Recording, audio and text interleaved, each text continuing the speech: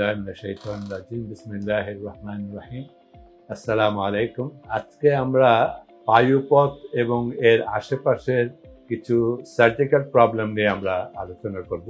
অনেকগুলো প্রবলেম এখানে হয়, তার মধ্যে যেটা সবচেয়ে বেশি কমন সেটা হলো যেটা আমরা সাধারণ ভাষায় বলি পাইলস, যেটা আমাদের মেডিকেল টার্মে বলা হয় রেকটাল হেমোরয়েড। এটা হলো একটা বড় সমস্যা। আরেকটা সমস্যা হলো অ্যানাল ফিশার, এটা আরেকটা সমস্যা। আরেকটা সমস্যা হলো ফিস্টুলা ইন অ্যানো বা অ্যানাল ফিস্টুলা। তো এটা এই তিনটা জিনিসই মোটামুটি খুব কমন আমাদের অ্যানোরেক্টাল রিজিয়নে বা পায়ুপথের আশেপাশে যেসব সমস্যাগুলো হয়। তো আমরা যদি একটা একটা করে একটু একটু করে আলোকপাত করি, যেটা আমরা কমন ভাষা বলি পাইলস। এই পাইলস ধরনের শব্দটা ইংরেজিতেও ব্যবহার হয়, বাংলাতেও ব্যবহার হয়। এর প্রধান লক্ষণ হলো রক্ত পড়া। মল ত্যাগ করার সময় রক্ত পড়ে, এর আগেও পড়তে পারে, পরেও পড়তে পারে, এবং এই রক্ত পড়াটা সাধারণত ব্যথা মুক্ত, পেইনলেস ব্লিডিং। মানে একটা কলের টেপ থেকে যেভাবে টপ টপ করে রক্ত পড়ে, এরকম টপ টপ করে রক্ত পড়তে পারে। এবং এটা একটা অনেককে একটা আতঙ্কিত করে দেয় যে কিভাবে এত রক্ত পড়লো, ভয় পেয়ে যায়। সো এই ভয় পাওয়ার কোনো প্রয়োজন নেই।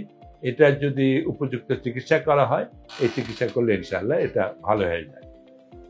তো মূল জিনিস হলো রক্ত পড়া, এবং রক্ত পড়ার ভেতরে যে প্যাথোলজিটা সেটা হলো একটা এলাকায় একটু ফুলে যায়, এবং এই ফোলাটা হলো ভেতরে রক্ত নালীগুলো চওড়া হয়ে বড় হয়ে যায়, যার কারণে ওই জায়গাটা ফুলে যায়।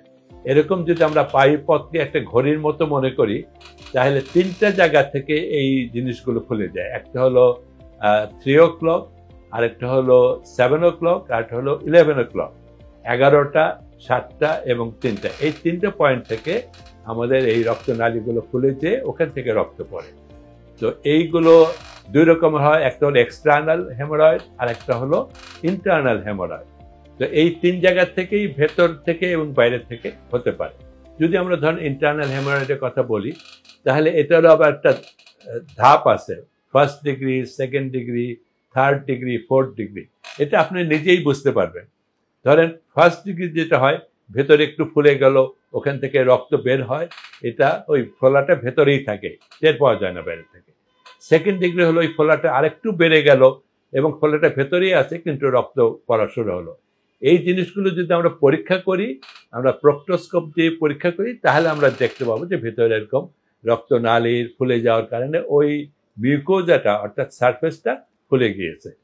এই দুই স্টেজে আমাদের জন্য চিকিৎসা করা সবচেয়ে ভালো, রোগীর জন্য ভালো, আমাদের জন্য ভালো। এর পরেরটা হলো 3rd ডিগ্রি। তখন কি হয়, এই যে ভেতরের জিনিসটা যে ফুলে গেল, এই ফুলে যাওয়াটা এত বেশি হয় যে মলত্যাগ করার সময় এই ফোলাটা বাইরে চলে আসে। তারপরে অনেকে হয়তো খেয়াল করবে যে ফোলাটা মলত্যাগ করার পরে আবার ভেতরে চলে যায়। এটা হলো এই 3rd ডিগ্রির আর্লি স্টেজ, প্রাথমিক অবস্থা। এরপরে আরেকটা হয় যে এই ফোলাটা বাইরে চলে আসে এবং এটা নিজে নিজে ভেতরে যায় না, তখন হাত দিয়ে এটাকে পুশ করে ঠেলা দিয়ে ভেতরে ঢুকিয়ে দিতে হয়। এটা হলো এই 3rd ডিগ্রির বা 3rd স্টেজের একটু অ্যাডভান্স অবস্থা। এরপরে যে অবস্থাটা যায়, তখনও যদি এটাকে চিকিৎসা ঠিকমতো না নেওয়া হয়, তাহলে এমন একটা পর্যায়ে আসে যখন এটা আমরা বলি 4th স্টেজ বা 4th ডিগ্রি।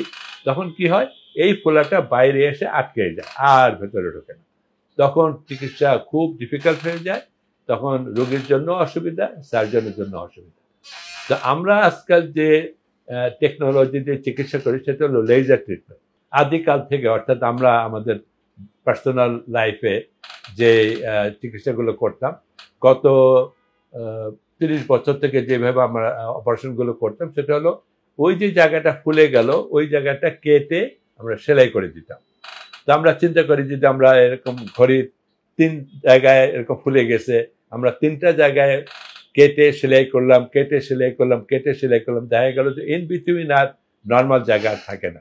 সেটা ছিল আমাদের আগের সিস্টেম, আমরা বলতাম হেমোরয়েডেক্টমি বা ওপেন হেমোরয়েডেক্টমি। এখন আমরা আর ওই কাটাকাটি করি না, সেলাইও করতে হয় না। আমরা কি করি, আমরা লেজার ট্রিটমেন্ট করি। লেজার হলো একটা রশ্মি, আমরা একটা সূক্ষ্ম প্রোব দিয়ে ওই ফোলা জায়গাটার ভেতরে ওটা ঢুকিয়ে দিয়ে ভেতরে চিকিৎসা করে দেওয়া হয়। তাহলে 1st ডিগ্রি আর 2nd ডিগ্রি যখন থাকে হেমোরয়েড, তখন আমাদের জন্য এই চিকিৎসাটা সবচেয়ে ভালোভাবে করা যায়। রোগী কিছুই টের পায় না। আজকে চিকিৎসা করলে কালকে উনি বাড়ি চলে যাবেন, পরশুদিন থেকে উনি অফিস করবেন, সবকিছু নর্মাল অ্যাক্টিভিটি করবেন, কিচ্ছু টের পাবেন না, অথচ ওনার রোগটা চিকিৎসা হয়ে গেল। এটা হলো ফার্স্ট ডিগ্রি এবং সেকেন্ড ডিগ্রি চলে।